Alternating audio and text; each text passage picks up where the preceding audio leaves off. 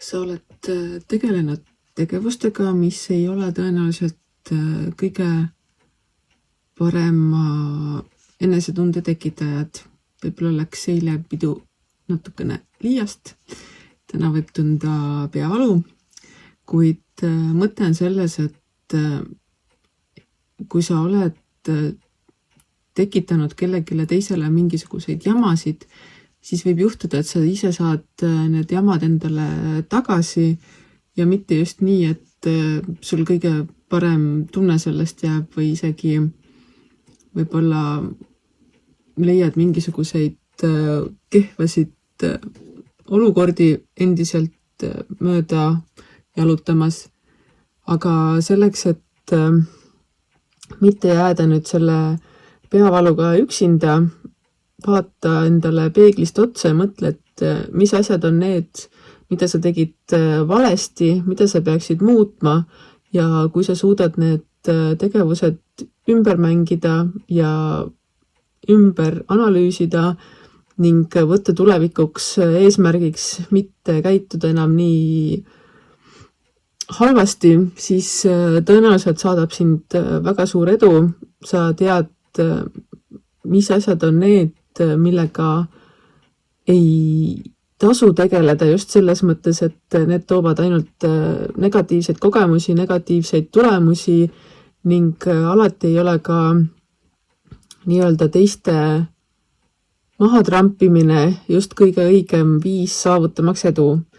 Et selle tõttu ongi, kui sa saad aru, et ainult ise endale saad loota ja selleks, et ennast paremana näidata, ei pea tegema teisi väiksemaks või halvemaks või madalamaks,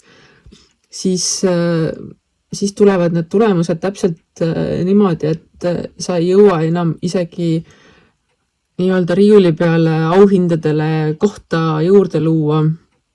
sest et me kõik oleme üks ning see, mida sa teed teistele, tuleb sulle endale ringiga tagasi ning ei tasu ennast näidata paremana, kui sa tegelikult oled ning eriti teiste arvelt. Kui sa selle õppetunni selgeks saad ning edaspidi oma tegevustes lähtud sellest, et ainult sina oled see, kelle ees sa vastutad, kelle ees sa pead või kellega võrreldes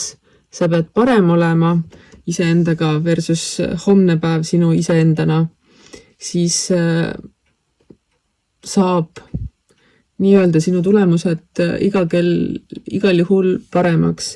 ning siis tuleb see nii-öelda maailma vallutamine ka kergemini kätte ning sa jõuad sellele äratundmisele, mis on see, mida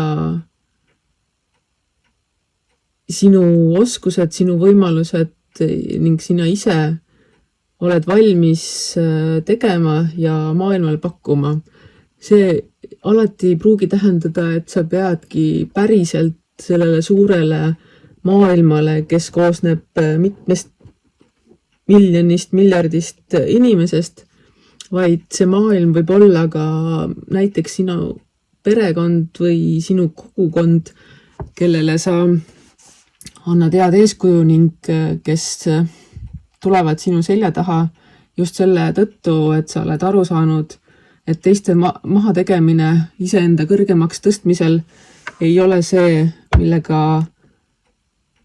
edu saavutada. Nii et lõpeta teiste kiusamine, võta eeskujuks see, et sa oled iga päev parem, kui sina ise olid eile ning siis tuleb need tulemused ja võidud kiiremini ning sealjuures usalda elu.